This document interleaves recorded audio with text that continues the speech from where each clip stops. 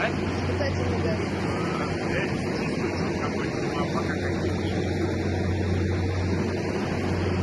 Бывает, что все горит постоянно.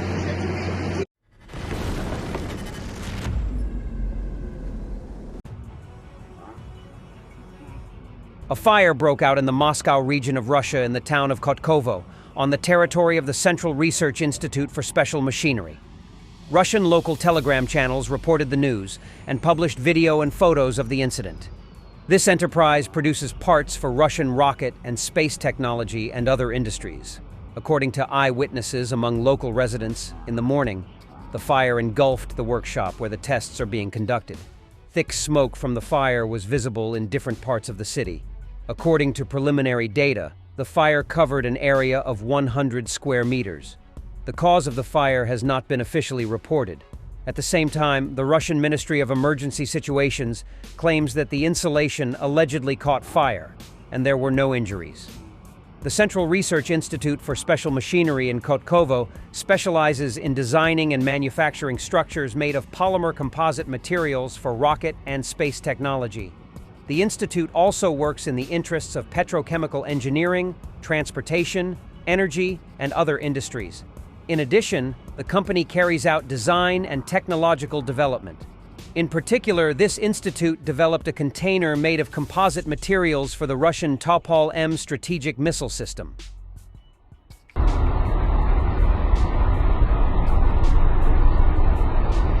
The 46th Brigade added again.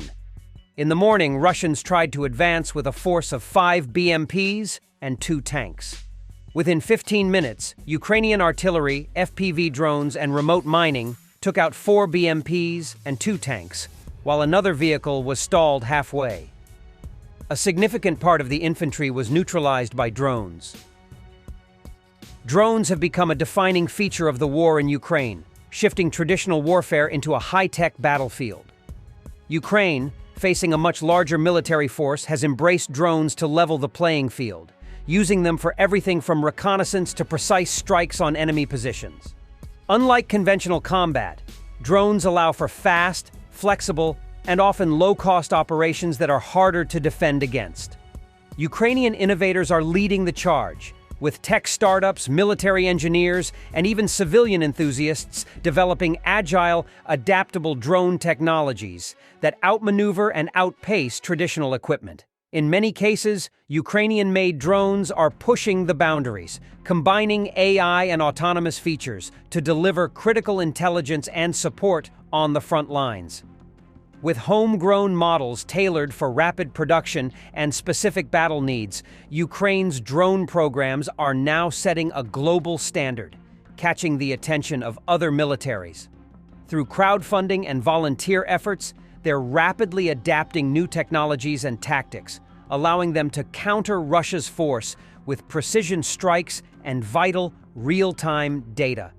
Ukraine's advances in drone warfare are reshaping military strategy and demonstrating how technology can redefine resilience and resistance on the modern battlefield.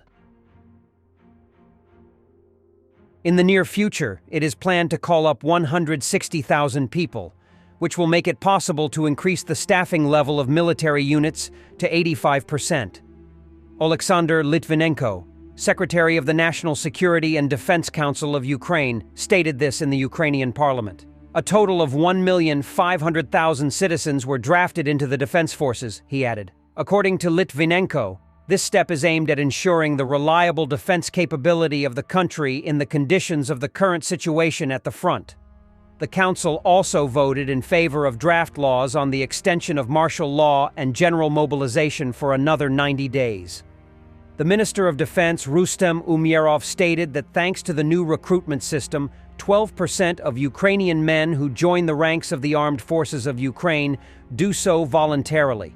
The Ministry of Defense stated that on average, more than 6,000 people are recruited into the army every month in Ukraine. All Nordic countries have confirmed their readiness to finance the purchase of weapons from Ukrainian manufacturers. Herman Smetanin, Ukraine's Minister of Strategic Industries, said the funding will be based on the Danish model. In particular, Norway, Sweden, Finland, and Iceland have confirmed their readiness to provide funding. Ukrainian manufacturers have increased their production capacity and are producing weapons that remain in warehouses and do not reach the defense forces due to a lack of state funds for their purchase. I remember exactly 1 year ago, in October 2023, when we first realized that we were able to produce more than we had the funds to buy. And we started thinking with our team about how to fund it all, Herman Smetana shared. Ukraine is capable of producing and implementing more projects that would help the country in the war, but the only pressing issue is funding. In 2024, the idea of financing the purchase of weapons from Ukrainian manufacturers was first proposed to Denmark. The armed forces of Ukraine have received 18 new Bodana self-propelled howitzers, which the Kingdom of Denmark financed.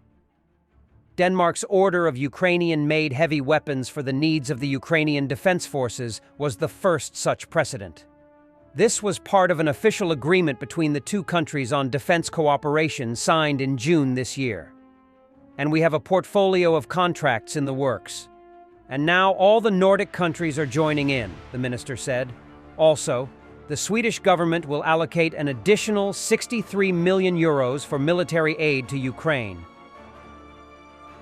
Russian propagandist Solovyev: if we had not stopped in Georgia in 2008, we would have had a land border with Armenia. If it goes on like this, if Georgia wants to go to war with Russia, then this time we will not stop. There will be no second soft peace enforcement. А с Грузией, если бы в 2008 году мы не остановились, но у нас была бы сухопутная граница с Арменией. И тогда ситуация в Армении была бы совсем другой. И тогда все планы США по дестабилизации Армении, чтобы использовать ее как базу для дестабилизации Ирана, они были бы обречены на провал. Но если сейчас так все пойдет, если они хотят воевать с Россией, то теперь-то мы уже не будем останавливаться. То есть уже все, ну если хватит.